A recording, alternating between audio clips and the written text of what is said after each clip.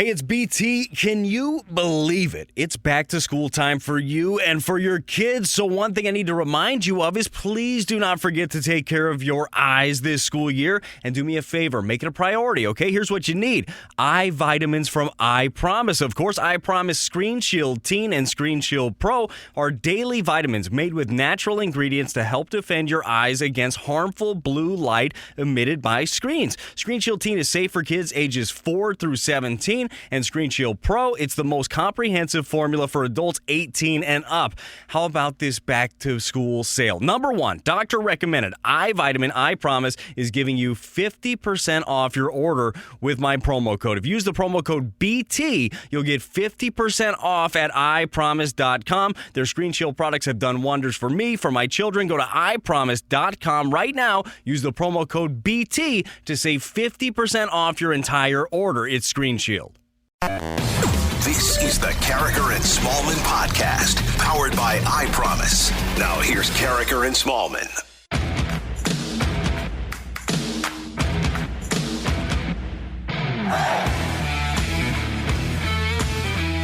Good morning, everyone, and welcome to Carricker and Smallman on 101 ESPN. It's 7 o'clock. Your time check brought to you by Clarkson Jewelers, an officially licensed Rolex jeweler. And good morning to Michelle Smallman. How you doing? I'm doing well, Randy Carricker. Good morning to you. The Cardinals off last night, but they're back at it tonight against their nemesis, the Milwaukee Brewers. Is this season's nemesis, the Milwaukee Brewers? They've kind of been a nemesis for a while. They're even more so now because they lead the Cardinals by 10 games in the National League Central. The Cardinals have a rotation. Nemesis? Is that the plural? Yeah, that's a good word, yeah. It seems like there's always some team that the Cardinals are going after, but if you would have asked me at the beginning of the season, I would have said it's the Cincinnati Reds who are directly in front of them in the standings. And, of course, we had the Castellanos thing at the beginning of the year. There's always bad blood with the Reds. Yeah, and we'll see the Reds a lot down the stretch as well. Tonight, 6:45. Don't forget, we're back to the early starts because school started. Adam Wainwright going for the Cardinals. He's 11-6 with a 3.27, and he's going to go against one of the best pitchers in the National League, a guy that has a chance to win the National League Cy Young Award in Corbin Burns, who's 7-4 with a 2.23, and a couple of starts ago tied the all-time record with 10 consecutive strikeouts against the opposition. That's hard to do. Yeah, he's pretty good. Pretty good. Now, when it's Adam Wainwright Day, we just assume it's a win day for the Cardinals. He's been the most consistent and effective performer for the Cardinals this entire season. But going against Corbin Burns, he's going to need some help. He can't do it all his own. So, as our confidence in Adam Wainwright, of course, is still there. This is going to be a tough game for the Cardinals, who have been rolling lately. And you'll see that game tonight with Dan McLaughlin on Bally Sports. Meanwhile, last night, the Reds picked up a half game on the Cardinals. They routed the Cubs 14-5. And by the way, do you feel sorry for Cub fans? No, not at all. It's really bad. It's really bad. But they got what they wanted, which was a World Series championship. They did get a World Series championship, and what a lot of Cardinal fans want is the Cubs are rebuilding. So look at the Cubs. If you want the Cardinals to tank and tear it down, what the Cubs are doing right now is exactly what you want. But the more I see the Cubs and the more I see how badly it's gotten for them, how low it's sunk, I feel positive about the Cardinals because they play the Cubs a lot down the stretch. So if the Cardinals can just maintain their position in this race, if they can just get within striking distance, think about the fact that they play the Cubs 7 out of 10 games to close out the regular season. Yeah. That's a good thing. Hopefully the Cardinals are in the hunt. So I don't feel badly for the Cubs. In fact, I hope that they stay this hapless because it's going to benefit our St. Louis Cardinals. Last night was a big night for the Reds in that win because Joey Votto picked up career hit number 2,000. Payoff. 2,000 hits for Joey Votto. Joey Votto becomes a guy who gets all of his hits for the Reds. And if I'm not mistaken, after Johnny Bench, he is the all-time Reds leader for guys that only played for Cincinnati. He's phenomenal. What a career that he's put together. And you talk about feeling badly for Cubs fans. I almost feel badly for Joey Votto. The career that he's had, and the Cardinals have been in his way, or so many other teams in the NL Central have kind of gotten in the way of the Reds. He hasn't really had the postseason success, the World Series success that you would hope a player like Joey Votto would be able to have. Yeah, it's one of those stories, kind of like Ernie Banks and Billy Williams back in the day with the Cubs, where a guy just never got the opportunity even to play in a World Series. At least Tony Gwynn got a chance to play in a couple of World Series, spending his career with the Padres. Votto isn't even going to be able to pull that off. He deserves that. He deserves better than that. Deserves better. The Reds did not let up a 12-5 game, 8th inning, and their catcher at the plate. Barnhart, big blast, deep right center. And the Reds wind up beating the Cubs by a score of 14-5. Meanwhile, Michelle, while the Reds were doing that, the Padres' collapse was continuing. And of all things, after losing 3 of 4 at Arizona, the Padres go to Colorado, where the Rockies are good at home, bad on the road. Mm-hmm. You've got a 5-5 game in the 9th inning, and you've got C.J. Cron at the plate. This ball well hit to right. This is a walk-off. C.J. Cron. Number 20. Little shaky top of the 9th. Very beautiful bottom of the 9th. So the Rockies win it 6-5 on the walk-off by Cron, and the Padres' lead over the Reds now shrinks to a game and a half in the National League wildcard race. The Reds only a game back on the loss side. The Cardinals 4 behind San Diego, and the Cardinals are only 2 back on the loss side, 1 behind Cincinnati on the loss side in the wild card race. Yeah, when you look at the standings, you wake up this morning, the Cardinals are only 4 games out of that second wild card spot. Amazing. Who thought we'd be here? But they are within striking distance. And Fernando Tatis Jr., as electric as he is, can he pitch? Can he pitch? No. Because that's what the Padres need. He can't do it all himself. Of course, he came back the night before, and he is such a fun baseball player to watch, and he's so great, but can't do it all himself. Will he be as fun if he winds up being an outfielder? I thought part of his pizzazz was being a shortstop. Part of, kind of like the spectacular nature of Ozzie Smith. Yeah. Would Ozzie Smith have been as spectacular as a right fielder?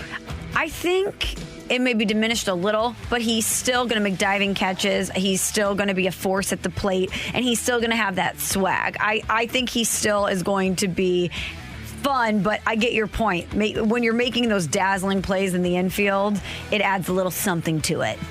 Meanwhile, the Giants won last night. Chris Bryant hit 2 home runs for San Francisco. Their lead over the Dodgers still 4. Do you think that that's what they're doing in sports talk radio in Chicago? Because they probably don't want to talk about the Cubs. Do you think they're just tracking all their old guys to see what they're doing? No, it's all Justin Fields. Oh, you're right. Great call. They it is all on. Justin Fields all the time. And thank goodness for Justin Fields in Chicago. Yeah, right. Can you imagine if he came out in his first preseason game and looked terrible, or Andy Dalton they thought was the only saving grace for them? Yeah, they would be talking Blackhawks. Or White Sox. Yeah. Who, I figured it out this morning, their magic number is 33 to clinch the NL Central, okay. or the AL right. Central. The Padres, who are struggling, did sign a pitcher, Michelle, Jake Arrieta. I heard that. Yeah, 6.88 ERA this year. Now, in all fairness, we must point out that Jay Happ came to the Cardinals with a 6.77 ERA. Mm-hmm. So maybe Jake Arrieta is salvageable for San Diego. Maybe he just needs a change of scenery. But let's hope not. Like him, don't want to wish ill will on anybody, Randy, but I would kind of hope that maybe that ERA stays the same. Maybe it inflates a little, because we need right now we just need the Padres and the Reds and the Dodgers to not play well. And the Brewers, too. If they want to play poorly, that's all right. We'll take that, too. Jake Arrieta, Farmington Mo. Yeah, but and they pronounce it Arrieta in Farmington. Really? Yeah. Sounds very good. What I hear. Say that again? Arrieta. I love it. The Cubs and Reds are going to play in the Field of Dreams game next year. We kind of thought it'd be the Cubs and the Cards, but Cincinnati is going to play. I guess they looked at last night's game, saw the 14-5 Reds win, and thought, okay, let's just put the Reds and the Cubs in there. You know what I can't understand? The Cardinals were supposed to play in this game in 2020. Don't you think that they would have first crack at it after it got canceled because of the pandemic? The Cardinals were a pandemic fill-in. It was supposed to be the Yankees and the White Sox. Yes. And then the schedule got changed. Remember, it was Central versus Central, so it was White Sox Cardinals. So I think the Cardinals were just a fill-in. But they still got the nod. Don't you think they had already had those conversations with Major League Baseball? There was probably some steps that were taken towards moving that along. You know, once they announce it, I imagine maybe there's some Cardinals gear that's made up, some Field of Dreams stuff that's put in the works. Don't you think that they would say, well, we already kind of told the Cardinals that they were going to do this. That got canceled. What? And they're a legacy franchise with a great fan base in the Midwest that would travel. Why don't we put them in next? But no. How about the Reds instead? Or the Cubs instead. But Cardinals, Cubs, Field of Dreams, that would be great. Yeah, it would. But you got to give a little love to the other teams in baseball, too, at some point. But don't you think after the massive success that they had with the Field of Dreams game last week that they would want to carry that momentum and have it be two marquee teams? NL Central rivalry, the Cardinals and the Cubs in the Midwest. It just seems like such a no-brainer. But this year the Reds have been more marquee than the Cardinals have. Have they? Even though the Reds are technically better than the Cardinals right now, nationally, do you think the Reds have more juice than the Cardinals? Not nationally, but if you're baseball, you say, okay, we do a lot of really good things for the Cardinals. The Reds never get any love. They're having a good year. They've got some interesting, good young players in Winker. Castellanos is there. Jonathan India is having a great year. Why don't we do something for the Reds? If I'm baseball, I need to do something for myself. And after I had such a successful Field of Dreams game, I need to make sure that we continue that because baseball hasn't had a lot of very, very unanimous wins over the past few years, and the Field of Dreams game was one of them. And even if you hate the Cardinals, you'll likely watch the Cardinals in that game. My impression of the Field of Dreams game is that it's going to be like the Winter Classic, and the star is going to be the field. Like in the Winter Classic, the star is supposed to be the snow, right? I think the teams are going to be immaterial because everybody's going to wind up playing in it at some point. But the star is going to be Dyersville, Iowa, and the field. So you're going to have a team in the Reds that, I say this with all due respect, probably doesn't have a ton of juice nationally. I don't think if you're a Dodgers fan on the West Coast, even though you love the corn and you love the Field of Dreams game, that you're going to tune in to see the Reds. And a Cubs team that's likely going to be terrible next year, that just doesn't seem like a smart move. It's a baseball move. And the Cubs... But you had two good and interesting teams that played this year, and it was a dramatic game. The Cubs drew a lot of eyes to the TV when they've been terrible in the past because they're the Cubs. And the Reds once had the big red machine. Come on, give them a little love, Michelle. This was a miss by baseball. They should have tabbed the Cardinals for this, I'm telling you. And one other note, Carly Lloyd has retired from the U.S. women's national team, two-time Women's World Cup winner, announcing her retirement, putting an end to a storied career as the second most capped player in world soccer history with 128 international goals, 2 Olympic gold medals. And remember, she went to Eagles camp a few years ago and nailed like a 40-yard field goal, too. I wonder if she might go back to trying that. She said she was going to work out, try to do it. She probably could. Why not? Yeah, give her an opportunity. But don't you think, though, if you're someone like Carly Lloyd and you've had such a storied and successful career, if you decide, I'm not doing this anymore, I know athletes always have to pour that competitive energy into something else, but I also think at some point, aren't you like, I just need to chill out for a little bit. I don't want to wake up and have to worry about getting my protein intake in and doing my workouts. I just kind of want to lay around and watch Netflix for a while. After you've been doing it for a long time, I think that's probably what the case is. Maybe just need a rest. Yeah. And one final note here. Michelle and I are both participating in the Celebrity Waiter event. Now, we aren't going to be there on Thursday night, but if you go to our social pages at M. Smallman on the Insta. Yours is on the Insta, right? It's at M. Smallman on Twitter and Instagram. And I've got mine at Randy Carricker on Twitter and RJ Carricker on the Insta. And you can go and find our pages for Celebrity Waiter and just click the code and you'll be able to make a donation to the St. Louis Crisis Nursery. They do great work in the area. We've been involved with them in the past. And if you want to get involved with the St. Louis Crisis Nursery, just to go to our pages and contribute to the Celebrity Night. And by the way, if you just go to the webpage, you'll be able to get involved on Thursday night if you want to go out to eat too. I'm going to post that to my story right now, and it's an incredible cause, a worthy cause. So please consider going to one of our pages and donating. We appreciate it. We certainly do. All right, we're off and running here on 101 ESPN. Coming up, a little game of What's Better. Get your text into the Air Comfort Service text line, 65780. What's Better? Coming your way on 101 ESPN. We're right back to the Carricker and Smallman podcast on 101 ESPN.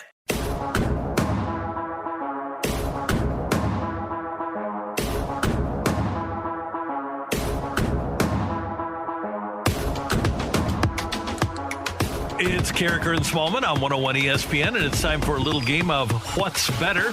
Emily Butcher is here with your text, 65780 is the Air Comfort Service text line. Emily, what do you got for us? From the 314, what's better? A severe storm that knocks out power for 2 days, or a snowstorm that stays on the road for 2 days? Okay, neither of them is good. I would say that, in my opinion, I'd rather deal with the snow than not having power. I'd rather deal with because you can stay home, but if you stay home without power, you don't have TV, internet, all of that stuff. So I'm going to say that I'd rather deal with the snow and the roads. Yeah, 100%. Even if you can't drive, you can still stay home and stay warm and watch games. Right. And cook dinner and go to bed. If you have no power at your house, how are you going to charge your phone? You probably don't have an alarm. Stove. You probably can't cook anything. Mm-hmm. You're having to call the power company and ask a bunch of questions and wonder when it's going to come back on. It's such a hassle. So I'm choosing anything other than losing power. Yeah, so this is the only scenario in which Michelle Smallman and Randy Carricker will say that snow or anything having to do with winter is better. Yeah, that's right. From the 636, what's better? Donuts or scones? Oh, donuts all the way. Would anyone choose scones? No, scones are dry and at times flavorless. Yeah, I'm not a scone guy. Maybe if you're one of our friends listening from England. Oh, that could be. You might choose a scone. And I know a lot of people there stream our show. That's true. I have tried an orange scone in the past. Unimpressed. Yeah, donuts every time. Scones are the last option. You know, if you're at a bakery or a coffee shop, you're going donut, you're going muffin, you're going banana bread. Yep, croissant. You're going croissant. You're going almost anything. If they're out of everything and then they say, well, we have a scone and you're starving, you'll go, oh, fine, I'll do it. Fine. I think I'm going to go elsewhere. But if it's your only option, and then you say, yeah, you're right. Is there anything below the scone on the pastry totem pole? No, there's not. It's the bottom of the barrel. Okay. From the 314. By the way, fine, I'll do it. Fine, I'll do it. Give me the scone. From the 314, what's better? Going to a Blues game or a Cardinals game by yourself? Oh, definitely a Cardinals game. Because I've been to a baseball game by myself before. Mm-hmm. I was in Minnesota for a work conference, and I really wanted to go to Target Field, so I went to a Twins game solo. And it was great because you settle in when you're at a baseball game, you know, and you had time to get a beer. I got, a local snack. I got a local beer too. And if people at a baseball game, you're there for quite some time, see that you're sitting there solo, they chat you up, you know, and you start to talk, and there's the cadence of the game and all of that. Whereas I think it would be fine to go to a hockey game solo, but you're more locked into the game, so there's less interaction, I think, with people around you. Agreed. Well said. From the 314, what's better for breakfast, sausage or bacon? You know what, and I know this sounds like heresy because bacon is like a staple for many people, but I'm a sausage person. I'm going to go sausage over bacon. Wow. Never thought that you liked sausage, Randy. Turkey bacon is ridiculously bad. Flavor-wise? Hot take. Flavor-wise, texture-wise, it is textured like cardboard. Turkey bacon is just a bad choice. Don't do it, kids. It's better for you, though. Oh, it might be if you like eating that kind of thing, but you shouldn't ingest that at all. If you have the choice between turkey bacon and nothing, go with nothing. No, turkey bacon's not that bad. Oh, it is. You don't want it on a BLT. Can you imagine? I've had it on a BLT. Andy Candy over at Crown Candy. Could you imagine if they put turkey bacon on their BLTs? Yuck. No. So sausage. Link sausage over patties, by the way. Patties are the scones of the breakfast meats. Well played. Yeah. But I'm going bacon. Okay. Bacon is the donut. Sausage links are the muffins, and a sausage patty is the scone. Yeah, not a bacon. Not that I hate bacon. I love a BLT. But for breakfast, given the choice, it's going to be sausage 10 times out of 10. For example, when I make waffles on a Sunday morning with some hash browns that have sour cream on them, one of the sides is link sausage. Link sausage with syrup on it, very good. It is, yeah. You know, if you're having your waffles or your pancakes and you have a side of sausage and some syrup gets on it, great combo. I believe they even make sausage that's like maple, right? Maple sausage? I think so. Maybe. I've never had it, but that sounds delicious. All right, we got another one off of the scone conversation. From the 618, what's better, a scone or a croissant? Croissant all the way. Oh, yeah, we already did that. We already ranked all Okay, I these. missed You that. go to Le Bon Boucher. You need to listen. Down Olive. Sorry, yeah. I'm looking at the Kidding, text I'm line. teasing you. Yeah, Le Bon Boucher has unbelievable croissants, and they have savory and sweet. They're delicious. So Le Bon Boucher on Olive and Grieve Court. Go for it. Never been. Need to go. Tremendous. Great. I've croissants. heard it's great. Okay, from the 314, what's better, coffee or an energy drink? Coffee, because energy drinks are poison. Sorry. Okay, so this is energy drink like Monster Energy or Yeah, whatever. not good for you. What's the one in the silver can that's the most popular? Red Bull? Red Bull. Because of the effect that those things have on one's body and because the taste is so reprehensible, I am actually going to go with coffee too. And I'm not a coffee guy at all, but if given the choice between those two, I am going to go with coffee over the energy drink. I also think if you had an experience in your youth where you drank vodka Red Bulls at any point, the smell of Red Bull as an adult likely makes you want to vomit. There's certain smells, Randy, that bring me back to college in a bad way. Uh-huh. If I smell Jaeger, because there used to be so many bars at Illinois Yep. that you would just walk through the doors, your feet would stick to the floor, and you'd get a big waft of Jaeger. And it was great. Once you got in, you just kind of settled in, and it just became part of you, the Jaeger smell.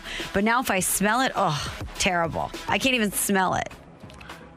And that's kind of what Red Bull has become. Yeah, Good. Okay. Red Bull So, yeah, vodkas, you're or Red Bull. what are those Vegas bombs, or all those shots you take when you're young that it's just Red Bull and something and sugar. Is Jaeger still a thing, by the way? I'm sure. Okay, 65780. Yeah, if you drink Jaeger, like if you as an adult go to a watering hole, do you order a Jaeger bomb? And you're adult, let's say 27 and up.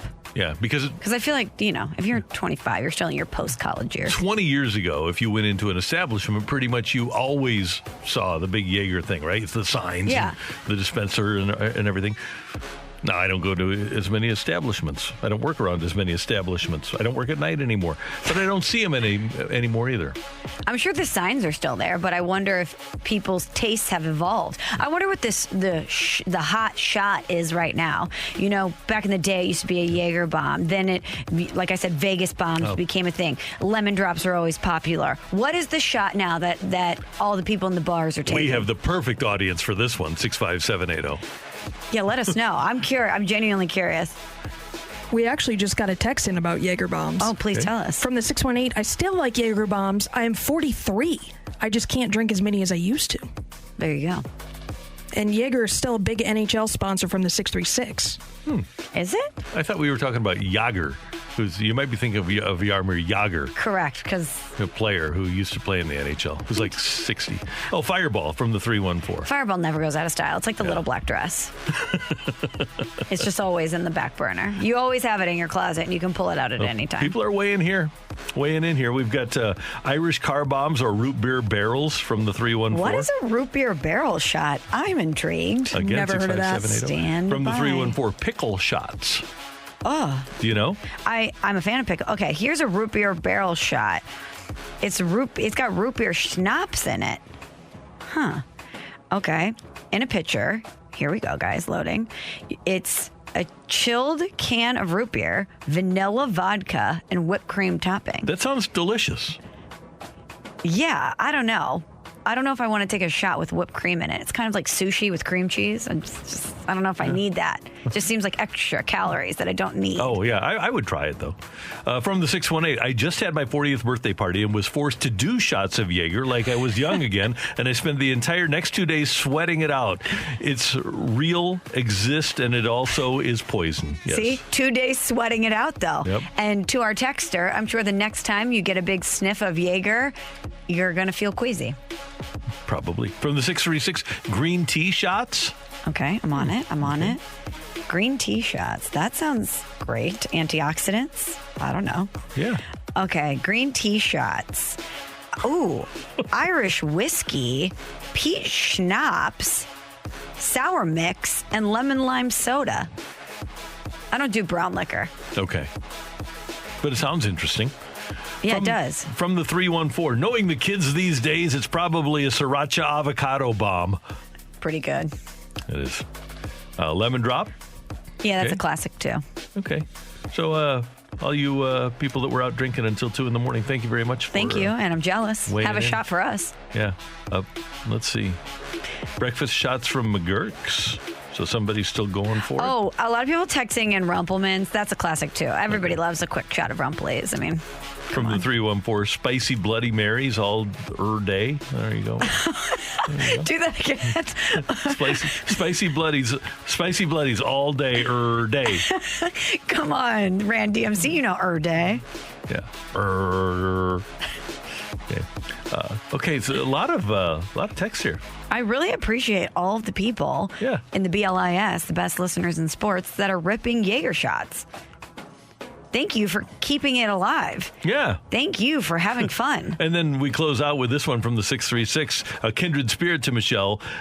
Just this conversation about Jaeger makes me nauseous. Thank you. I'm telling you, if you've had a bad night where you've had Jaeger or the smell of Jaeger is there, you can't do it. You have Jaeger PTSD. Thanks, Emily. Thank you. And thanks for your text to the Air Comfort Service text line 65780. Coming up, we have a host of rookie quarterbacks trying to get into starting lineups in the NFL. So what's the hyperventilation level for each of the young quarterbacks? That's next on 101 ESPN. We're right back to the Carragher and Smallman podcast on 101 ESPN.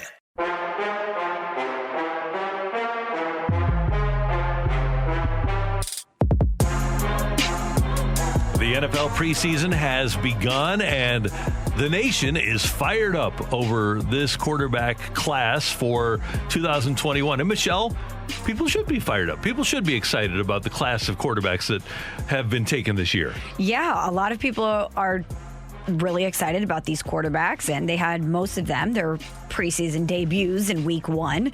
And leading up to the draft, that's all we talked about was these quarterbacks that were going to be taken. And it seems like all of these quarterbacks have a great opportunity to maybe be the new franchise quarterback for their respective franchises. So people are hyperventilating about Trevor Lawrence, about Zach Wilson, about Trey Lance and Justin Fields and Mac Jones. And we're going to throw Jordan Love in there too, even though he's from last year. This is the first time he's ever played. He's never played in a game until this weekend.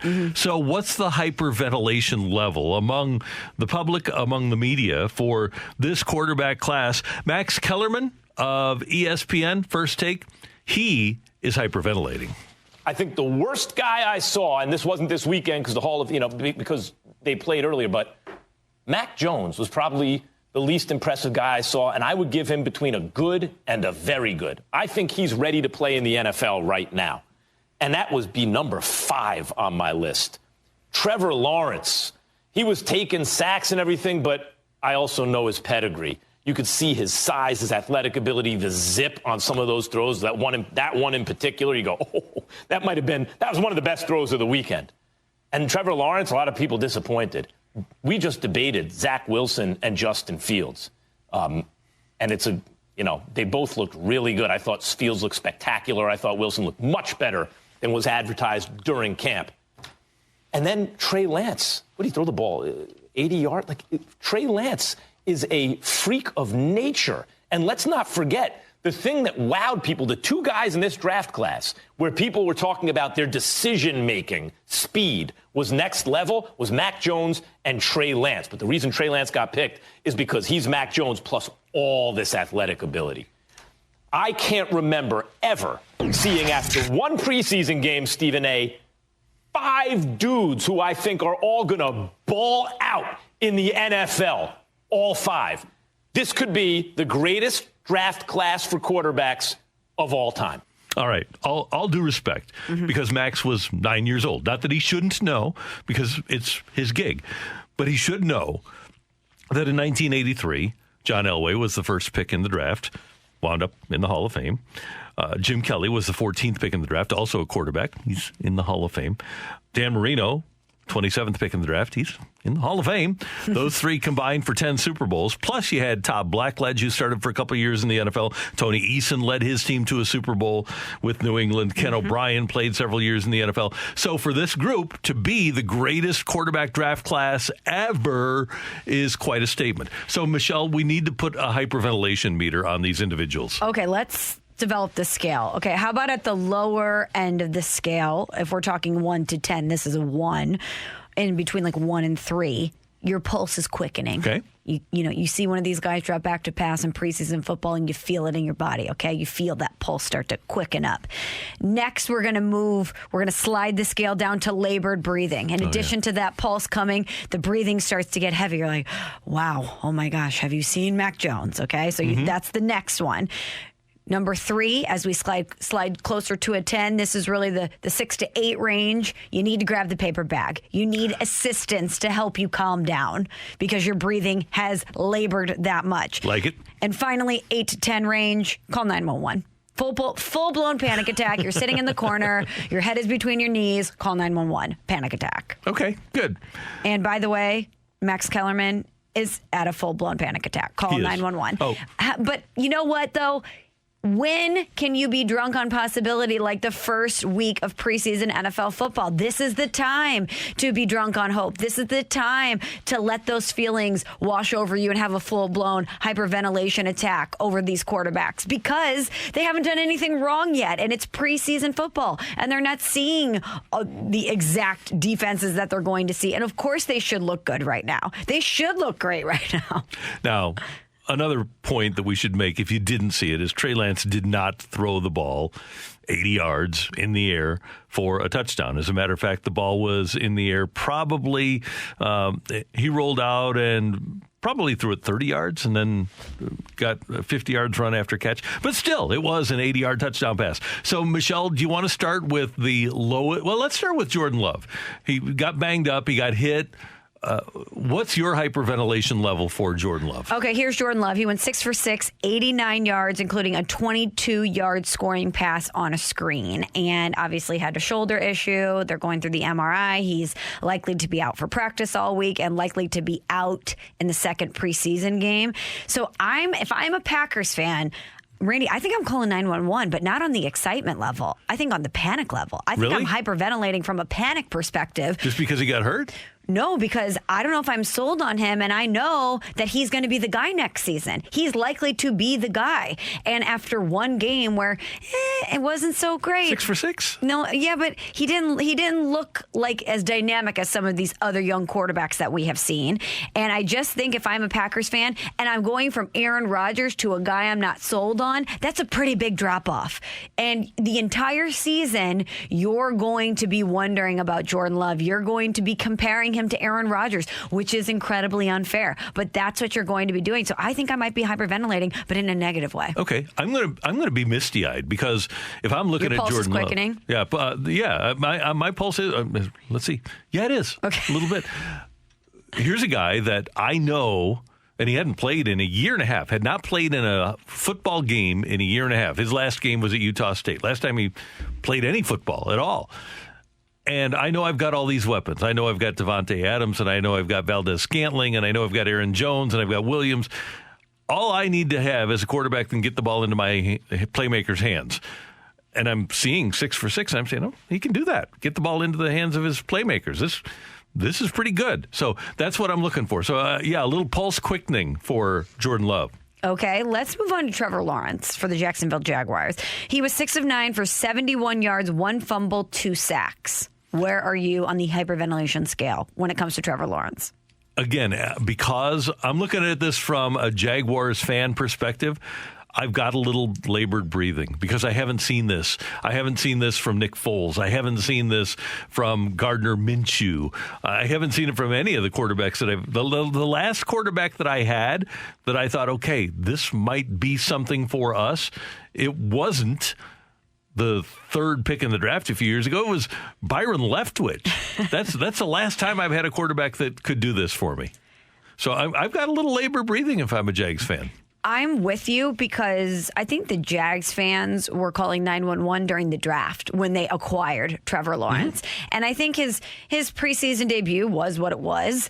And he's going to be a stud. He has all of the makeup to be a once-in-a-generation type quarterback. We've seen what he's been able to do in college. Hopefully that translates consistently to the NFL. But I think if I'm a Jaguars fan, I've already hyperventilated over getting Trevor Lawrence. So now preseason football, I've taken it down a notch. And I think I'm with you. I'm at labored breathing.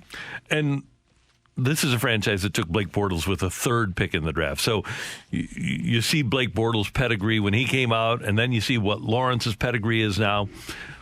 Labor breathing is a good spot to be. Yes, it is.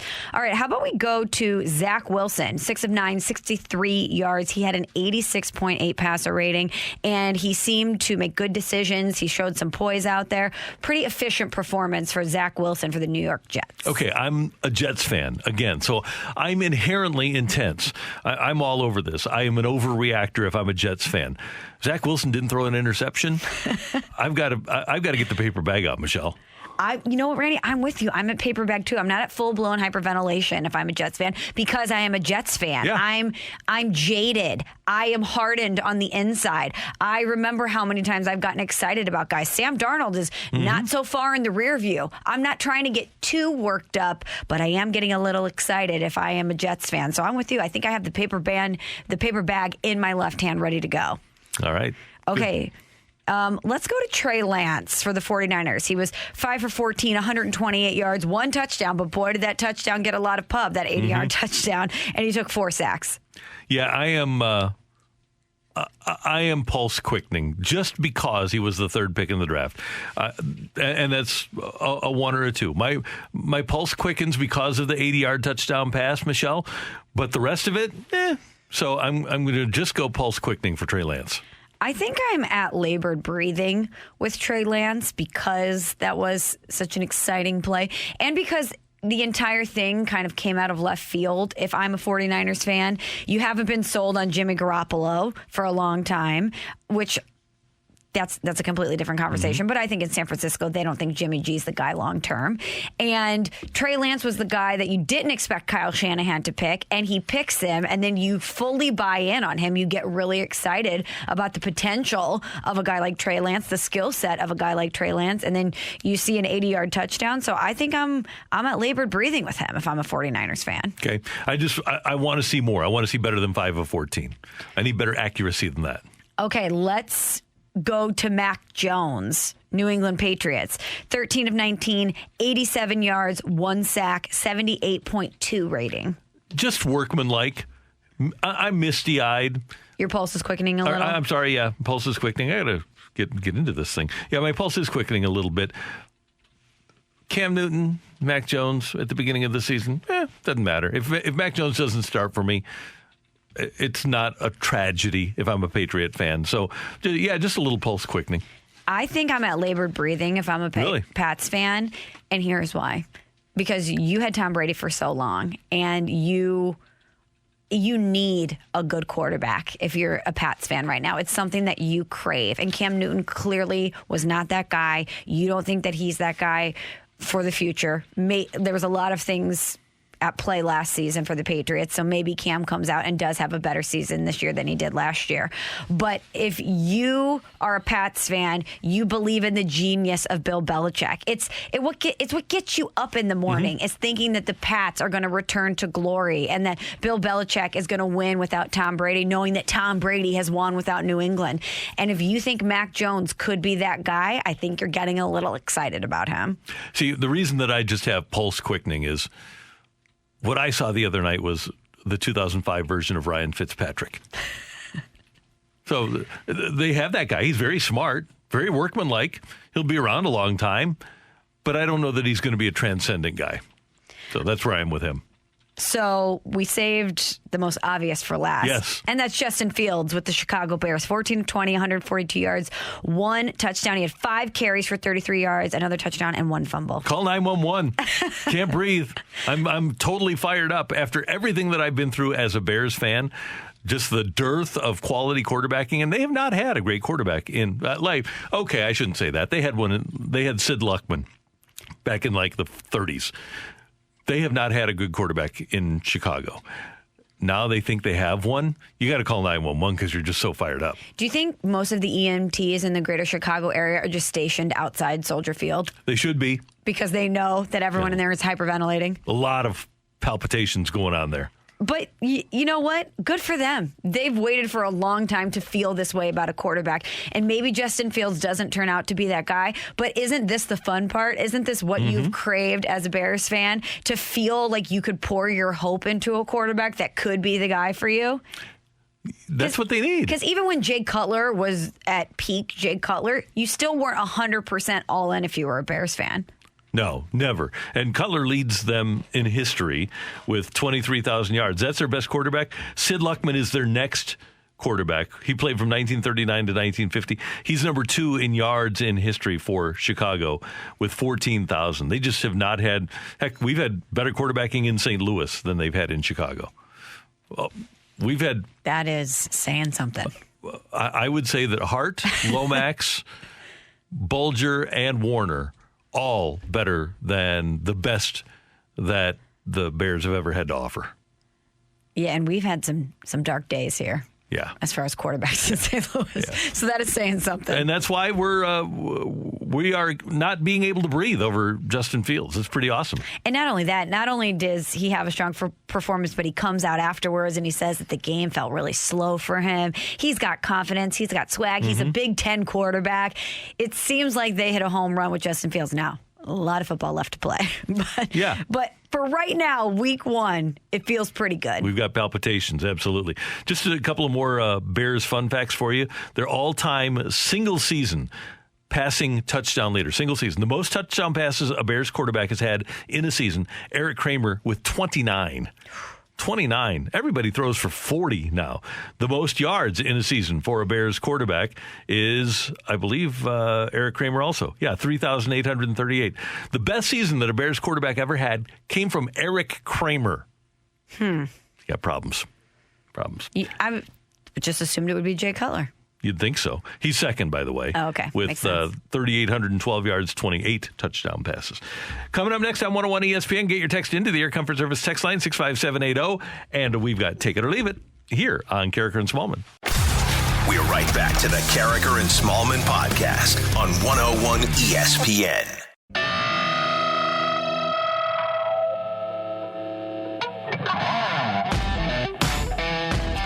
We welcome your text to the Air Comfort Service text line 65780 for Take It or Leave It. Michelle, this isn't a Woj bomb. This is a Ramona bomb. Ramona Shelburne? Yeah. I'll take it, a Ramona bomb. Ramona bomb. Ramona Shelburne, ESPN, reporting that the Philadelphia 76ers are closing in on signing Joel Embiid to a 4-year, $196 million extension that will take him through the 26-27 campaign with the Sixers. Here we are in 21. Take it or leave it, Michelle. In the 6 years of Joel Embiid's contract with the Sixers, they win a championship. That's such a good one. And trust the process. They've been trusting it for a while. I'm going to have to leave it just because it's very hard to win. And who knows who's going to be around him during that time. And I also think with a healthy Brooklyn, who knows what the Lakers are going to be. The Bucks with Giannis. The Warriors are seemingly back. I mean, I just think there's so many strong contenders for a title, and we have so many questions right now about Philly that even though they're in the playoff mix, I don't know if they get over the hump. I'm with you. I'm going to leave it. They haven't shown a propensity to go out and acquire a shooting guard. Ben Simmons just can't shoot. And you look at the teams that win, like Milwaukee this year. They played Phoenix in the finals. And Phoenix is another one. Yeah, Phoenix had the great shooters in both Booker and Paul. You need shooters, and Philly just doesn't have shooters. And I don't see that they're going to be good enough with Embiid that they're not going to be able to draft high. So I don't see them getting that shooter low in the draft. And I don't think that that guy will be out there in free agency for him either. So I'm going to leave it. Can you imagine at the end of this contract, if they don't win, how angry Philly fans will be? Yeah, they're angry anyway. They're angry anyway, but imagine they've been trusting the process for this long, and they don't have a title to show for it. Not Yikes. happy. Randy, did you see this photo that's been making its way around social media that Travis Kelce shaved his beard? I did.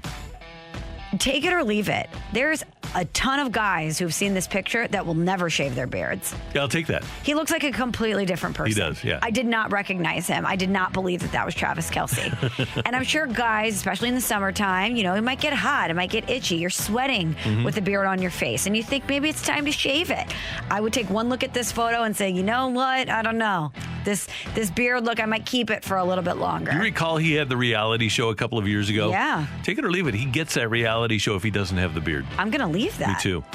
He doesn't look like a reality show star without the beard. He needs the beard. Come on, Travis.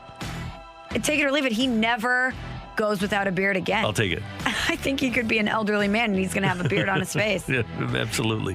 Emily, what do you have from the text line 65780?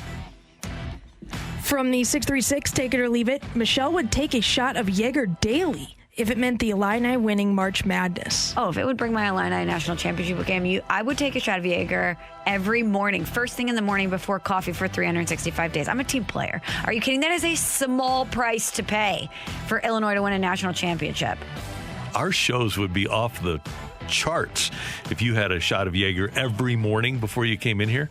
Actually, I think towards the end of that year, I would become immune to it. Yeah, you would. But in the beginning, we would be real wild. loose in the 7 a.m. hour, that's for sure. But I'd do it for sure. Wouldn't you do it? Oh, yeah. If it guaranteed. Yeah, for the right thing, yeah. What would be the right thing for you? Oh, Because the Blues already won. Yeah. Because that would certainly be something I could see you doing it for. Yeah. How about this? If the Rams were guaranteed to win the lawsuit, and the NFL and Kroenke would have to pay into the billions St. of Louis dollars. wins the lawsuit. Yeah, excuse me. Oh my gosh, I can't believe I just inverted that. Yes, St. Louis wins the lawsuit against the Rams in the NFL. You would 100% take a shot of Jaeger for 365 days. Guarantee that? Yeah, that'd be a nice You would thing. do that for your city. I know you would. Oh, no question. From the 314, take it or leave it, Jack Flaherty will only have one loss this year. I'm going to leave that. He's only at one right now, right? Correct. So, yeah, I'm going to go ahead and leave that. I think I'm going to play the odds here. In fact, I wouldn't be surprised if he lost tomorrow. Yeah. It's going to be a tough one. Yeah. From the 314, take it or leave it, players that are on reality shows ruin their career. I'm going to leave it. Didn't hurt Travis Kelce. Yeah, he's doing all I right. think he's doing okay. Yeah, who else? What other athletes have been on reality shows? I know there's been a lot of the Real Housewives guys, I guess. But they were pretty much like the guy from the Falcons. Yeah, Croy Bierman. They're all Yeah. retired, basically, Right. by the time they're on that show. Yeah. Jimmy was retired by the time he I got was on going the to Real say Housewives. Jim Edmonds. I'm trying to think if there's any other active. Most of the guys that went on The Bachelor or Bachelorette were retired. Right. Yeah, Travis Kelce seems like the outlier that he did it while he was an active athlete. Mm-hmm. From the 314, take it or leave it, Mizzou will finish the season third in the SEC. I'm going to leave it. Yeah, I think I'm going to leave that too. But I do have high hopes for the Tigers and for Coach Drink. They could finish third in the division, but overall in the conference where you have Alabama, Texas A&M, LSU will bounce back, Georgia, Florida. Yeah, it's going to be hard to finish third in the conference. Yeah. From the 4, take it or leave it, Lester and Happ will lead the Cardinals to the playoffs. I'm going to leave that. I think it's going to be a Jack Flaherty, Adam Wainwright combo, but appreciate what Happ and Lester have been contributing to the team. Me too. And I'll say this, if the Cardinals do make the playoffs, they will not have made the playoffs without those two. Mm-hmm. I'm with you that leading the way, Flaherty and Waino and Flaherty. But, yeah, that's not going to happen, that those guys are going to lead the club to the playoffs. Fun thought, though. If they are in the driver's seat, you've got bigger problems. Yeah, exactly. Right. Thanks, Emily. Thank you. And thank you very much for your text to the Air Comfort Service text line at 65780. All right, the Padres are playing the Rockies this week. So with that being the case, even though the Rockies did win last night, is this Brewers series the biggest one of the year? That's coming your way on 101 ESPN. We're right back to the Carragher and Smallman podcast on 101 ESPN.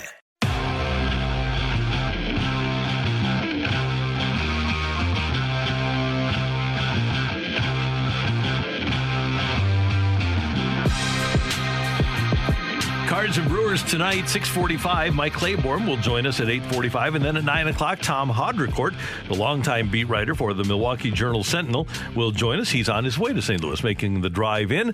And so we'll talk to Tom Haudricourt at 9 o'clock. Right now, 8:06. Your time check brought to you by Clarkson Jewelers, an officially licensed Rolex jeweler. And the Cardinals start the series, Michelle, against the Brewers, 4 games behind San Diego in the National League wild card race, 2.5 behind Cincinnati. However, there's always a however, the Reds are playing the Cubs right now, and then they play 4 against Miami.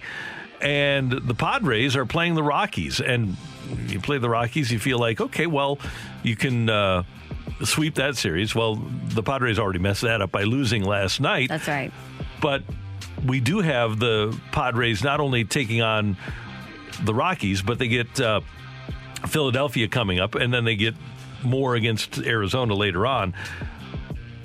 I'm thinking that the Cardinals have to desperately avoid a sweep at the hands of the Brewers this week. And that means Adam Wainwright has to step up big tonight, because if the Cardinals lose 2 of 3 to Milwaukee, with who the Padres and the Reds are playing, the Cardinals could lose traction here very quickly in this race. I'm still at this place with this Cardinals team, Randy, I'm wondering if this latest surge we're seeing is a bit of fool's gold. Even though the offense seems to have some life breathed back into them, they outscore their opponents, I believe, 37-13 over the past 2 series. The starting pitching certainly looks a bit revitalized as well. Jack Flaherty returning, Adam Wainwright being what he is. Happ and Lester have been surprising additions to this team. They brought a veteran presence to this team. Golding Arenado hot at the same time. You're playing teams that you absolutely should hammer over the past 2 series. And so I think it's going to be a very good litmus test for this team to see how real they in fact are. Even though you're going against 3 Cy Young contenders when you square off against the Brewers starting tonight with Corbin Burns, and that's a tough task for any team, I think it is going to be a pretty good indicator of how real this Cardinals team is if you actually believe that they can be a postseason team. I agree with you. They aren't among the elite. They aren't there with the Dodgers or the Brewers or the Giants, but they're better than the dregs. And so if they would go 6-7 against Milwaukee, if I were the Cardinals, I would take my chances. The Padres, once the calendar flips over to September, Michelle, in September, the Padres only have 3 games against teams with an under 500 record. They play September 1st against Arizona, and then they have games against the Angels on September 7th and 8th. Otherwise, for the Padres, it's Houston, the Dodgers, San Francisco, the Cardinals, San Francisco, Atlanta, the Dodgers again, and the Giants again. The team that really has a great opportunity here, as far as I'm concerned, tell me if you disagree, is the Reds, because they have a schedule similar to the Cardinals, although they don't have to do the Milwaukee thing as much as the Cardinals do. You think that they're... I think the Reds have... I think the Reds should be the wild card team. See, I think the Reds and the Cardinals, if the Cardinals are in fact this team that we've seen over the past 2 series, and yes, I know it's the Royals, yes, I know it's the Pirates, but if they are... All season, we've been disappointed in the Cardinals because they should have been closer to the team that we saw for the past 2 series. So if the Cardinals have finally come into their own a bit, I think that they're better than the Reds. And I think that the Cardinals should supersede the Reds and be in the playoffs. But I think the question that's kind of been rolling around in my head is, if the Cardinals do sneak into the wild card and then they get bounced, is it the same? Do you feel the same about it? Do you feel any better that they snuck in and then they had an early exit to the playoffs? Does it really matter to you if they get to that point and then they lose the wild card game? Yeah. Does that... Not really. It all kind of feels the same, right? Yeah. And so to me, I think it's more important for me looking forward to next season to see how the Cardinals perform against the likes of a Burns or a Peralta or a Woodruff. How do they perform against teams like the Brewers down the stretch, or the Dodgers, or the Mets? You know, the teams that they're going to see here and the final stretch of the season that are actually contenders. If this is the Cardinals team pretty much that you're going to go into next season with, I want to see what they really look like against teams that are actually playoff teams. And the Brewers and the Dodgers will provide a great litmus test for that. The Reds' schedule, by the way, coming up, they've got these 2 remaining with Chicago. Let's start with this. The Cardinals have 13 against Milwaukee. The Reds have 3 against Milwaukee. They're almost done with the Brewers. They've got 4 against Miami. Then they go to Milwaukee for 3 on the 24th, 25th, and 26th of August. Then the Reds go to Miami for 3. They host the Cardinals for 3.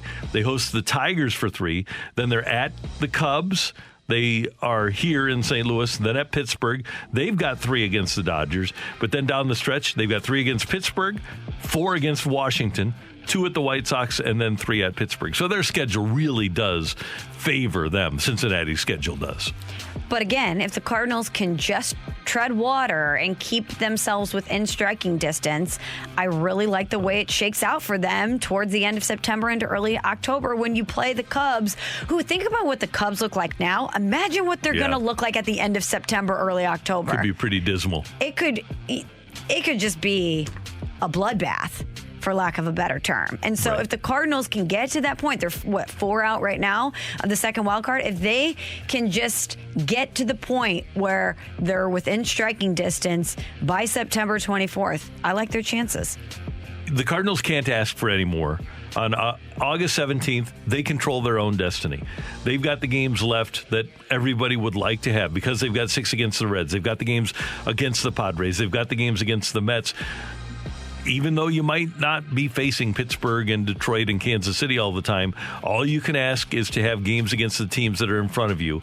And the Cardinals do have that. So that's all they can ask for. 3 against San Diego here, September 17th, 18th, and 19th. And as we mentioned, at Cincinnati at the end of the month, the beginning of September. And then Cincinnati here, September 10th, 11th, and 12th. Plus the Mets will host the Cardinals September 13th, 14th, and 15th. So those are the teams that you're battling against.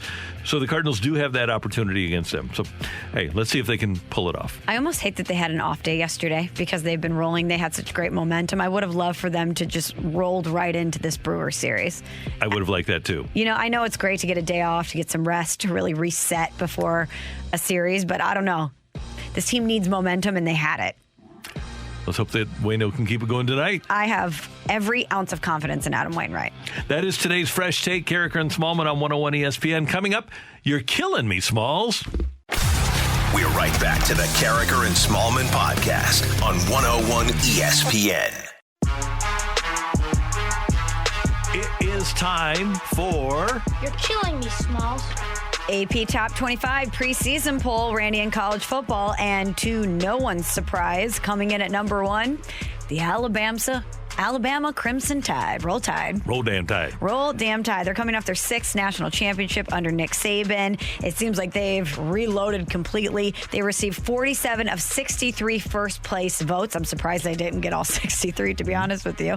Alabama's at number 1. Oklahoma coming in at number 2. Clemson at 3. Ohio State at 4. And rounding out the top 5 is Georgia. Think about this, Michelle. College football team loses 2 receivers in the top 10 of the draft. They lose a running back in the first round of the draft. They lose a quarterback in the first round of the draft. And they lose a left tackle in the second round of the draft.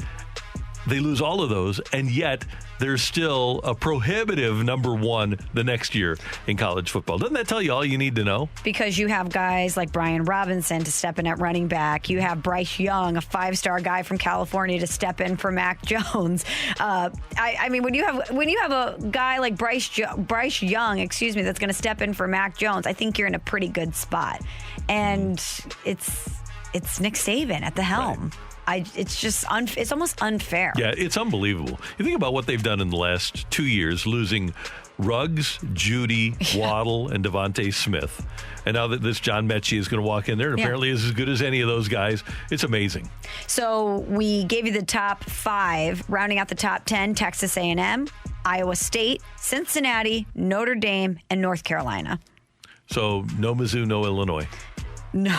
Disappointing. No Illinois, no Mizzou. Come on. But you do have some other SEC teams like LSU, a future SEC team in Texas in the top 25, Indiana coming in at number 17 if we're looking at Big Ten, Iowa, Penn State, 18 and 19.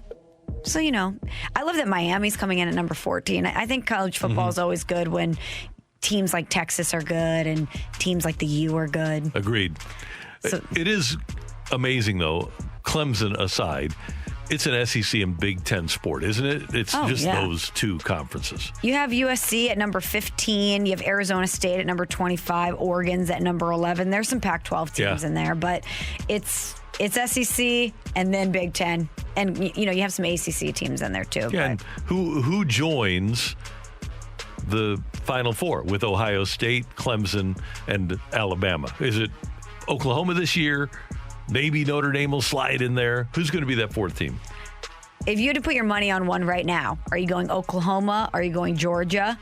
I'm going to go Oklahoma because I think they have an easier path in their conference, and Georgia has to lose probably in the SEC championship game. That's the thing about being in the SEC. You have a great advantage recruiting. You are the preeminent conference in college football. You have all the attention, all the bright lights are on you, but your opponents are that much harder. Yeah, they are. So there's a give and take there, but I would love to see Georgia get their turn. I would love to see that. For a program that has been right there for so many years, it would, and for a city in Atlanta that's had such heartbreak when it comes to, really the entire state of Georgia has had a heartbreak when it comes to sports. I would love to see Georgia get their turn. And they haven't won a championship now in 41 years. Oh, that is rough. Yeah, that's a pretty traditional program to not win in that long. That's true. You're killing me, Smalls. So Deshaun Watson didn't practice again yesterday for the Houston Texans. He's reported to camp on July 25th, and he wasn't on the field for the next 5 days. He returned for 4 days, and last week he was walking out of practice and he saw some cameras on him and he said, "Why are you guys filming me? Nothing has changed." So no movement really on the Deshaun Watson front. He's just kind of chilling for the Texans. What an absolute mess this is. Yeah. And this goes back to the NFL. The NFL has their personal conduct policy, and you have these allegations. People have been suspended and not been convicted in the past.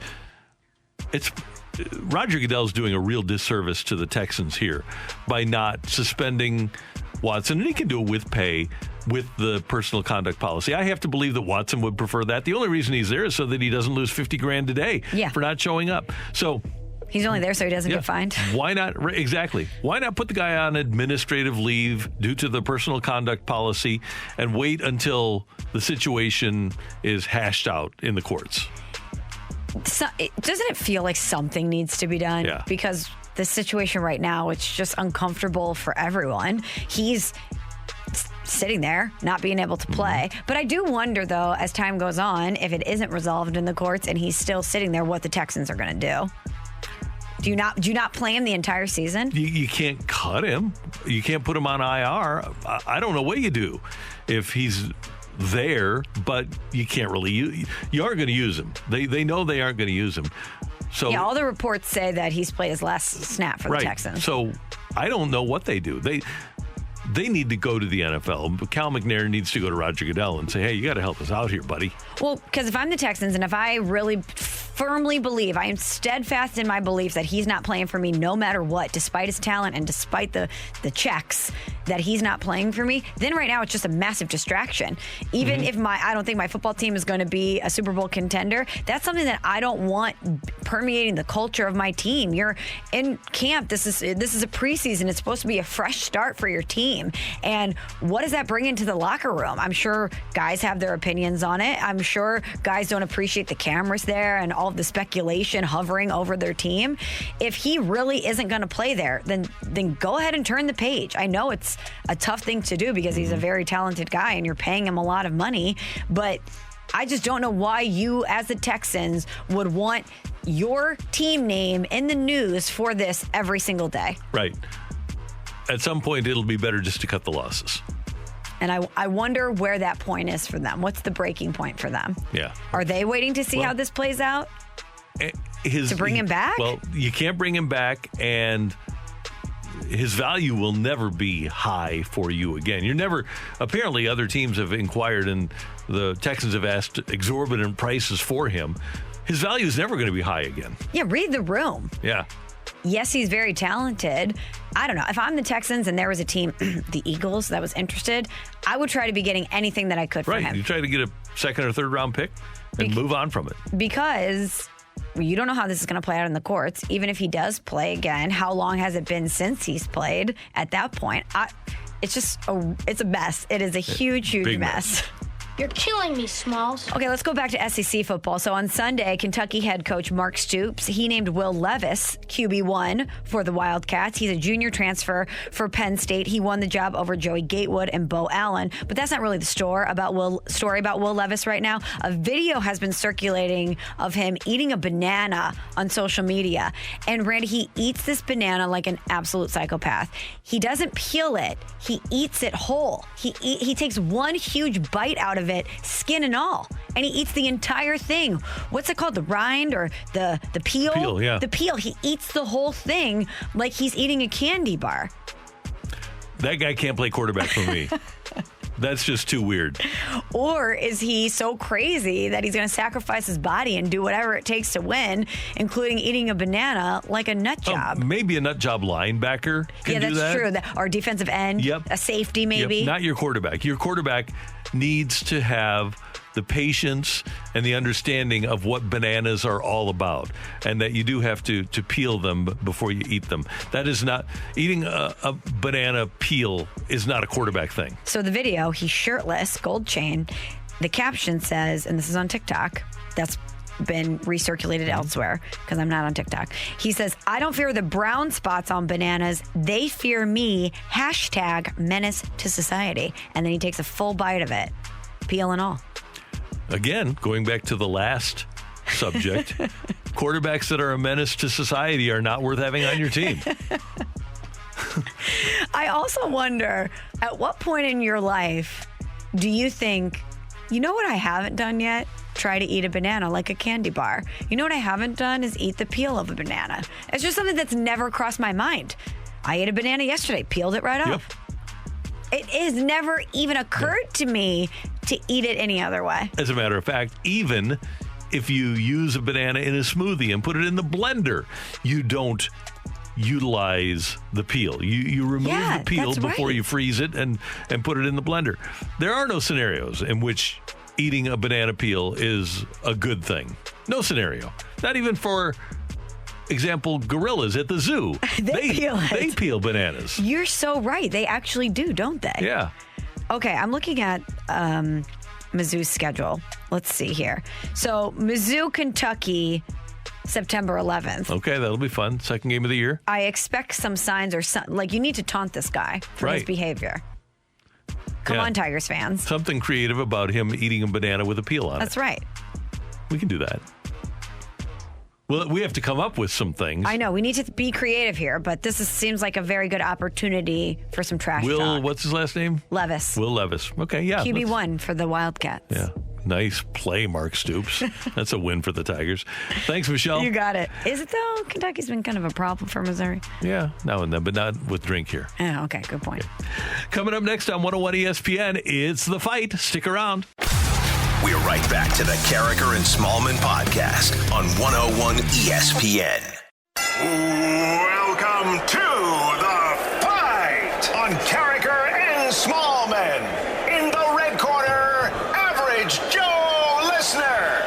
And in the blue corner, the undisputed king of morning drive. Please welcome Randy Carragher.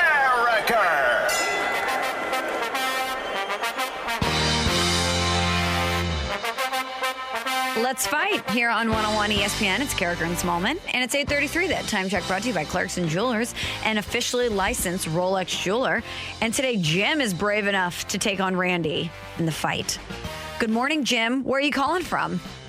Good morning, Michelle. Well, I'm just outside of Indianapolis. I drove in from St. Louis, so I listened to you guys in the morning on the way out here. Awesome. Well, thanks for listening to us, Jim. And what brings you to Indy? Well, it's part of my job. I just drive out here once a day, and then on the other days I go to Kansas City and Memphis, so it's just what I do. You drive to Indy, Kansas City, or Memphis essentially every day, every other day for your job? Yes. Wow. Do you mind me asking what you do for a living? I'll pull a Danny Mac here. Well, I deliver auto parts. Wow. Well, that means you're in the car a lot, and I'm assuming you listen to 101 ESPN a lot, so you know how difficult it is to beat Randy in the fight. Yes, I do. Yeah. Okay. Well, good luck to you, Jim. Thank you. All right, here we go. Question number 1. The 2013 Big 12 Player of the Year, Marcus Smart, has signed a 4-year, $77.1 million extension to stay with the Boston Celtics. Who drafted him 6th overall in the 2014 NBA draft, out of which school? Oh, boy.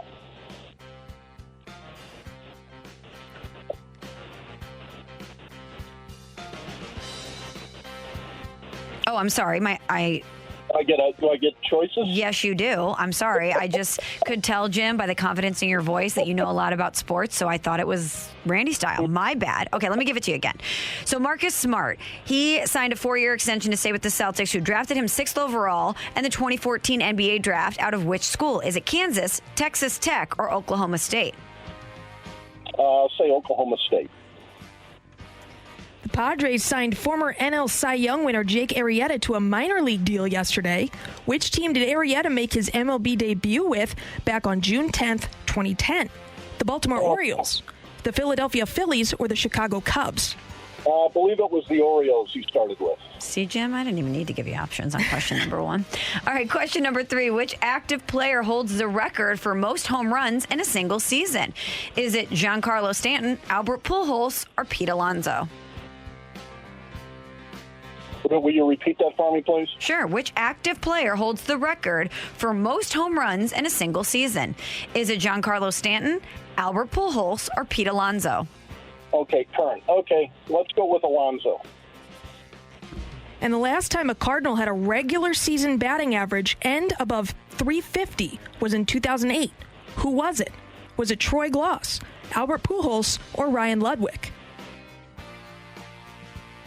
Well, I'd have to go with Pujols. Okay, we're checking our score here. Randy's on his way in. Full transparency, I was a bit distracted in question number 1 because I just saw on my computer that the Jaguars have released Tim Tebow. So some breaking news here. Wow. Sorry, Randy, to drop that on you as you walk in. I know you're upset. But according to Adam Schefter, the Jaguars have released tight end. That's right, tight end Tim Tebow. What should I do with my jersey? I don't know. Jim, did you have a Tebow Jags jersey? No. So you were... Some people, I'm sure, You just did. want me to lose. You just want me to be totally distracted here. I'm Team Jim here. I got you off kilter. Oh, man. Tim did release a tweet. Would you like to hear what he had to say? I'd like to hear what Timmy had to say, yeah. Tim Tebow recently, this was a few minutes ago, I'm thankful for the highs and even the lows, the opportunities and the setbacks. I've never wanted to make decisions out of fear of failure, and I'm grateful for the chance to have pursued a dream. Thank you to the Jaguars organization and everyone who has supported me in this journey. And we know that God works all things together for good. Romans 8:28. All right. Good for Tim. He's taking it better than I am. I know you're bummed out. So here we go, Sad. Randy. Hashtag sad. Hashtag sad. Question number 1. 2013 Big 12 Player of the Year, Marcus Smart, he signed a 4-year, $77.1 million extension to stay with the Boston Celtics, who drafted him 6th overall in the 2014 NBA draft, out of which school? Who drafted him? Marcus Smart. 6th overall in 2014? Mm-hmm. Okay, he came from Oklahoma State. He was actually coached by Travis Ford at Oklahoma State. But who drafted him? I will use the lifeline here. Is it Kansas, Texas Tech, or Oklahoma State? Oh, I thought it said who drafted him? Yeah, who drafted? The Boston Celtics. Okay, you asked who drafted him. Oh, the question is. Okay, he came from Oklahoma State. I said that. Yes. Okay. So the question reads, Marcus Smart signed a 4-year, $77.1 million extension to stay with the Boston Celtics, who drafted him 6th overall in the 2014 NBA draft, out of Boston which school? Okay, so it's the same sentence. I got it. Okay, so it was Oklahoma State. I thought it was like a two-parter. Got it. I know. I understand. Yeah. The Padres signed former NL Cy Young winner Jake Arrieta to a minor league deal yesterday. Which team did Arrieta make his MLB debut with back on June 10th, 2010? I believe it was the Baltimore Orioles. Which active player holds the record for most home runs in a single season? Active player with the most home runs. I got to go with Giancarlo Stanton when he hit the 59. And the last time a Cardinal had a regular season batting average end above 350 was in 2008. Who was it? 2008. Well, I'm thinking that, let's see, the 08 there wasn't a lot of real high-quality play on the 08 Cardinals. The only logical guy here to me is Pujols, because Roland was gone. You had, that was not a great, you had Troy Gloss on that team. Let's see, that was, you didn't have a shortstop that was second base? No. I'll just go with Albert. Really good fight today between Randy and Jim. Really good fight. Emily, ring the bell. Go crazy, folks! Go crazy! The winner and still champion of the fight, Randy Carricker. The Fight, sponsored by Ryan Kelly and HeroLoan.com. Check out how they help veterans and service members at the new and improved HeroLoan.com. Jim, he just edged you out 4-3. So close. Yeah. Great fight out of you. And here I thought by dropping the Tebow news, I would distract him. You did. I'm sorry. Well, the first question, we were all confused. Okay, so Marcus Smart was drafted by the Boston Celtics out of Oklahoma State. He was the 6th overall pick in the 2014 NBA draft. Jake Arrieta, made his Major League Baseball debut on June 10th, 2010 for the Baltimore Orioles. The active player who holds the record for most home runs in a single season is Giancarlo Stanton, 59 back in 2017. And the last time a Cardinal, the last person, had a regular season batting average end above 350 was in 2008, and it was Albert Pujols, 357 with 37 home runs that season. Jim, thank you for listening. Thanks for playing, and enjoy Indy, I guess, for the day. Thanks. And can I just say, I'm in Indy one day a week. I'm in Kansas City and then Memphis. And the sports radio in St. Louis is just so far and above the other cities. We're very fortunate to have you guys and all the sports people. You know, there's a lot of sports stations. St. Louis really has it going on when it comes to broadcasters, play-by-play, and sports personalities. Jim, you are the best. Thank you so much for the kind words. We do appreciate it. Okay, thanks. Bye-bye. Thanks, Jim. How nice was Jim? Yeah, that's great to hear. We do appreciate it. We're going to give away tickets later in the show, by the way. At 9:30, we're going to give away tickets to the Cardinals game against the Pirates on Sunday, so you want to stick around for that. We've got fun games. Mike Claiborne will join us next year on 101 ESPN. Tom Haudricourt, who covers the Brewers for the Milwaukee Journal-Sentinel, will join us at 9 o'clock. So we're going to talk a lot of ball, Cards and Brewers, 3-game series coming up on 101 ESPN. We're right back to the Carricker and Smallman podcast on 101 ESPN.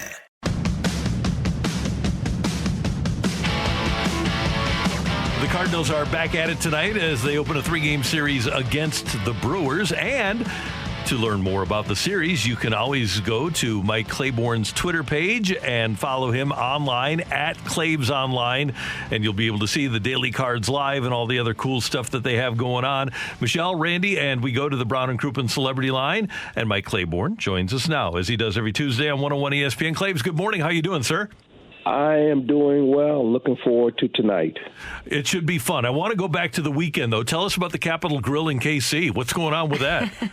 Well, so here's the deal. You know, I don't know how much you guys have been traveling lately, but, you know, hotels are really, it's not what we're accustomed to, okay, from a service standpoint, from an availability standpoint. So when we finish the ball game, you know, I like to try and get maybe a salad or something light. But, you know, the hotel we stayed in didn't have anything. They didn't even have a bag of peanuts. So the Capitol Grill, which I was at the night before, you know, they were still, well, they were closed in a way, but the server that I had, I exchanged numbers with them, and they said, yeah, come on over. So when I got there, they had the salad, they had the shrimp, they had some other stuff, and I'm like, holy cow, I don't know if I need all of this, but they saved the day because there was nothing in the hotel that you could have. I mean, and they just kind of shrugged their shoulders and said, we don't have it. So thank goodness the Capitol Grill, they saved my bacon, let's just put it that way, and I was very grateful to them, to the point where I was there the third night with family and friends. So they saw enough of me, as somebody said, you have increased the tax base where all the kids will now, as far as education is concerned, will now have more construction paper and those rounded scissors for their art class. Thanks for me. Good. Claves, as soon as you said they had the shrimp, I knew you were going to have a return engagement. Yeah, you know me, Michelle. You know I am about good shrimp, and it's a great one. Yeah, I mean, the one here in St. Louis is outstanding. The one Jeff Dill is involved in here, but the one over there is really good, and it's a new one. It's maybe 2 years old, maybe 3. So if you're going to Kansas City and you know that area I'm talking about, go by and check them out. It's well worth it, just like the one here in St. Louis is. All right, Claves, well, the Cardinals have been rolling. They had a great showing against the Royals and the Pirates, but they are facing a tough Milwaukee Brewers team and the three-headed monster in the rotation of Burns, Peralta, and Woodruff. Do you think we're going to find out in this series if the Cardinals' recent success is a little bit of fool's gold? Yeah, I agree. I mean, when you think about the last two teams they faced in Pittsburgh and Kansas City, I mean, they're combined, 52 games under 500. They're young. Some of them don't have enough talent, and the other doesn't have enough pitching. So this will be a good test. And we haven't seen Milwaukee in a while. And one of the first things you say about Milwaukee is, man, they can't hit either. But yet and still they find ways to win. And, the Cardinals are going to send some good arms out there as well. Adam Wainwright's pitching really well. Jack Flaherty had a really good outing. So I think if you can get those two going, you roll the dice on your third starter. But, overall, I think it's going to be a very good test. And I think it's one that's going to be well needed because, let's face it, you get into postseason play, if you're fortunate enough to get into postseason play, you're going to play a good team. Okay, good teams make postseason. And if you don't know how to beat them now, then you're just wasting everybody's time thinking you can beat them later. Clay, sometimes you can be a good hitter, but really not hit good pitching well. That's one of the things the Cardinals have with guys like Goldschmidt and Arenado, isn't it? Is that those guys can, in addition to be good hitters, they can hit good pitching at times. Yeah, you know what? They keep good pitching honest, because most of the time the pitcher's going to win. But, in their cases, in those two, they're going to get their share of what they're accustomed to you getting, in those situations. So I agree with you. Now, the question is, can you expand that in your lineup? Because if you don't, then they're just going to pitch around those guys. They won't let them beat them. So that means that Tyler O'Neill or Harrison Bader or somebody else is going to have to find a way to make themselves relevant in this series, and that's where we're at. I don't think we can sugarcoat the fact that we've got to have our other guys step up. We know Bader is playing well. We know O'Neill is playing well, but let's see what they can do against guys who are considered good pitchers, and we'll find out starting tonight.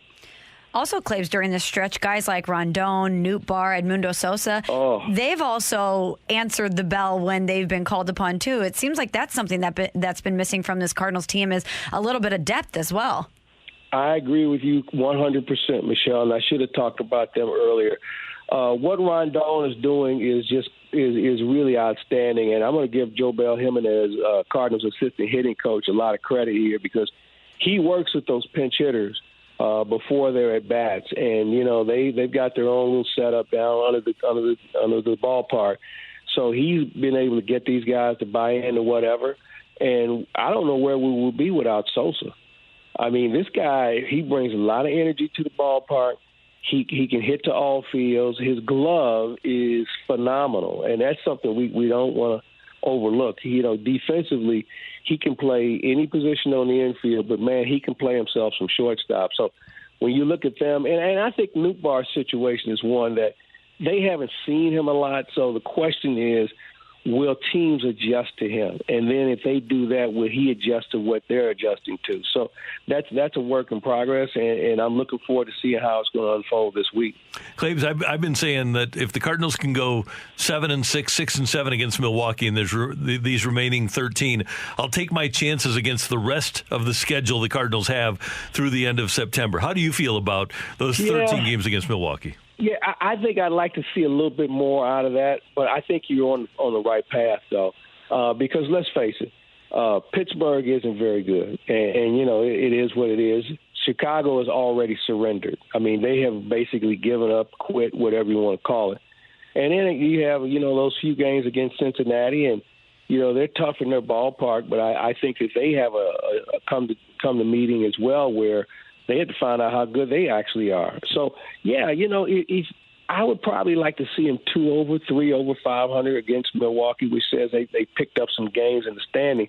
But we're not really chasing Milwaukee right now. We're really chasing Cincinnati, San Diego, and San Diego seems like they're having a problem. And I think they hurt themselves by bringing on Arrieta.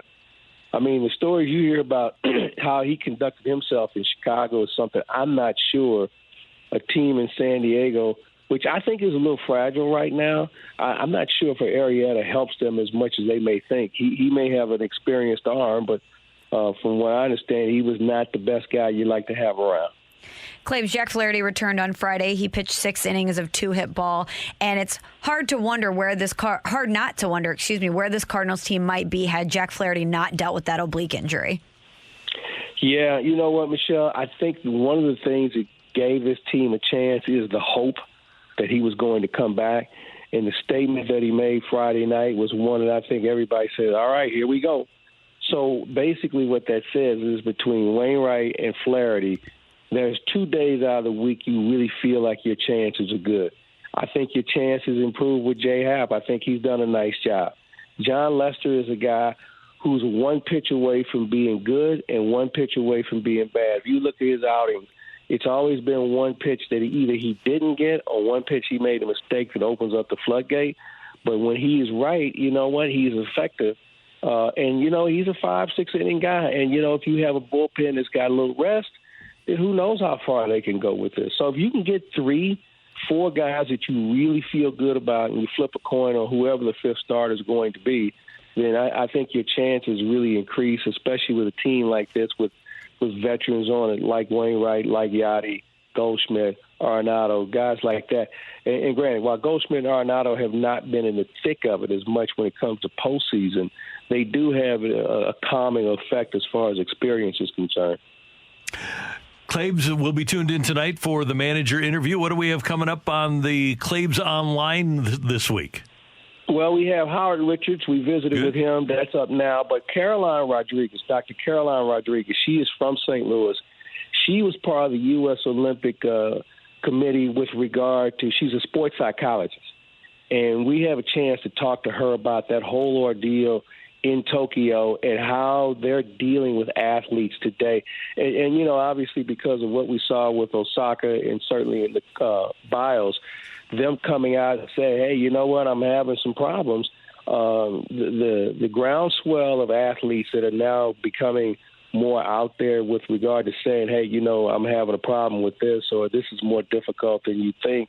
To hear what she learned at the Olympics and what I think we as a society are going to have to get used to is something I think everybody should pay attention to, including parents, because we really got into that element of young athletes who don't have anyone to talk to because their parents are, just pounding them about them not being as good as they need to be for all the wrong reasons. So Dr. Caroline Rodriguez will visit with Dr. Rick Lehman and myself, and I strongly urge everybody to check it out. We will do so. Claibs, always good to talk to you. Thanks so much for the time. We appreciate it. All right, gang. Take care. You too. That's Mike Claiborne with us on 101 ESPN. By the way, going back to the Arenado and Goldschmidt hitting good pitchers, just tonight, Corbin Burns. Mm-hmm. Arenado, .333 career hitter against Corbin Burns. Goldie, a .462 career hitter, 6 for 13 with a 1.231 OPS against Corbin Burns. So those guys can hit good pitching. Those are some good stats. Yeah, I like those. Coming up next, we're going to talk about the Brewers and their pitching and more with their beat writer for the Milwaukee Journal-Sentinel, Tom Haudricourt. He's next on 101 ESPN. We're right back to the Carricker and Smallman podcast on 101 ESPN. 1, 2, 3, 4.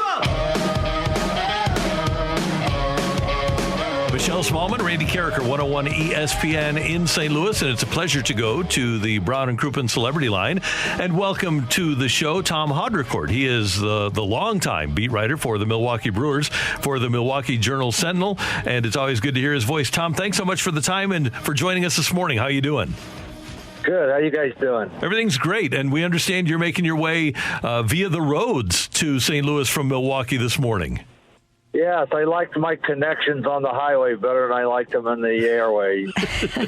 I like that. Hey, Tom, you've covered the Brewers for a long time, and I look at this team, and I especially look at the big three starters. And granted, they don't have Prince Fielder and the offense that the teams in the past had. But how does this Brewers team stack up to some of the best Brewer teams that you've covered? Well, it has by far the best pitching up and down the staff that I've seen from any team I've covered, and I've covered them a long time. You mentioned the top three, Burns, Peralta, and Woodruff. The Cardinals are going to see all three of them in this series, so they're going to see the Brewers' best. They're in the top three of the top four ERAs in the major leagues, so I've never covered a team that has had three starting pitchers all up at the top of the major leagues in ERA. And then their bullpen's been really good too. So they rank in the top three in the major leagues most prominently with the Dodgers and the Giants in just about every pitching category, both starting and relieving. Tom, in Milwaukee, are people starting to look at this Brewers team and really consider them a World Series contender? Well, because of their pitching, I think yes. Because when I don't think anybody's going to want to play the Brewers, in a series and catch those first three pitchers and try to beat those guys. And the Brewers do have a good bullpen as well. Their offense has, kind of been up and down. Right, lately they've scored a lot of runs, but they've been facing a lot of bad pitching too, just like the Cardinals have lately. And Yelich has not been the Yelich of old. If you go all the way back to the very first series the Brewers played in St. Louis, in early April, that's when Yelich hurt his back, came out of the game, missed 5 weeks, and he hasn't been the same since. In that he doesn't really hit for power anymore. It's kind of a mystery where that element of his game went. But he started swinging the bat a little bit better lately. He's 9 for his last 17, hit some balls hard. He just hasn't been, elevating the ball and knocking it out of the park. But they've had a lot of other guys that do good things. And they've had 3 in-season pickups who've all been tremendous for them. Willie Adames, their shortstop, Rowdy Tellez at first base, and then at the trade deadline, Eduardo Escobar, who plays third base and first base. Those guys have really made the offense a lot better. And Tom, you look at those trades, and then you look at the top of the lineup with Colton Wong. What a job by David Stearns to put together a top of the lineup since the end of last season. Yeah, Colton's been tremendous. You guys know from all the years he played in St. Louis the impact he can make when he's going good. He's been on the IL 3 times this year, all with lesser injuries, but still it's kept him out of the lineup. And they've missed him every time he's been out. And he really does a good job in that leadoff spot. And quite often on the days that they have a good offensive game, he's right in the middle of it, or more specifically, right at the top of it. He's hit some home runs in the open games too, so he gives you that bolt right out of the chute. And you guys know what kind of defense he can play. They're so much better up the middle with him at second, Adames at short, Lorenzo Cain or Jackie Bradley Jr. in center, Narvaez catching. They're very strong up the middle defensively. Tom, the Cardinals are still 10 games back in the division, but they're on a 6-game winning streak right now. From the Brewers' standpoint, are they viewing the Cardinals as a threat right now at all? When you enter this series, I'm just curious from the Milwaukee perspective how you're viewing the Cardinals right now. Yeah, well, because the two teams play 13 more times, you have to consider the Cardinals having a say in the division. They're pretty far behind the Brewers, and then they've got the Reds between them and the Brewers. But that wild card race is really tightened up, and the Padres kind of backing up a little bit. So they know the Cardinals, are smelling, a possible late playoff run, and they have so many games left against the Brewers. The schedule is very weird in how they kind of clump division games together. And I know after the Brewers and the Cardinals play, the Cardinals then have 7 of their next 9 games against the Pirates. And the Brewers just finished their season series with the Pirates and went 14-5 against them. And so if you've got games left against the Pirates and the Cubs, and I know the Cardinals have some games against the Cubs, they're like worse than the Pirates now. They traded off their whole team. They've lost 12 in a row, I think. It's two gosh awful teams in the division, and the Cubs and the Pirates. And so you just got to fatten up against those teams when you play them. Tom Haudricourt covers the Brewers for the Milwaukee Journal-Sentinel. Tom, I think it's interesting that the Brewers are 20 games over 500 on the road and only 5 games over 500 at home. Not that that's a bad thing, but is home field a big carrot for them in the playoffs? Yeah, we ask Craig Counsell, the manager, about that all the time, and we usually get a big shrug of the shoulders. he calls it fun with numbers, and his point is they don't care how you make the bread as long as the bread tastes good and rises and all of that. So as long as but 40 and 20 really sticks out, on the road. The old winning formula is supposed to be win at home and play 500 on the road. They've kind of done the opposite. So it's almost better to play the Brewers in Milwaukee, than it is on the road. They're just so good on the road. And it's just one of those things. I do think veteran teams, tend to play a little better on the road. They're just not distracted by all the other stuff. And they are a veteran team. So, but that is interesting. And, if they can start pushing the envelope at home, they'll run away with the division. Hey, Tom, a couple of more things. The St. Louis and Devin Williams, the Rookie of the Year, had the injury early on. But, man, 15 straight appearances without allowing a run, 23 out of 24 games without allowing a run. He's been lights out lately, hasn't he?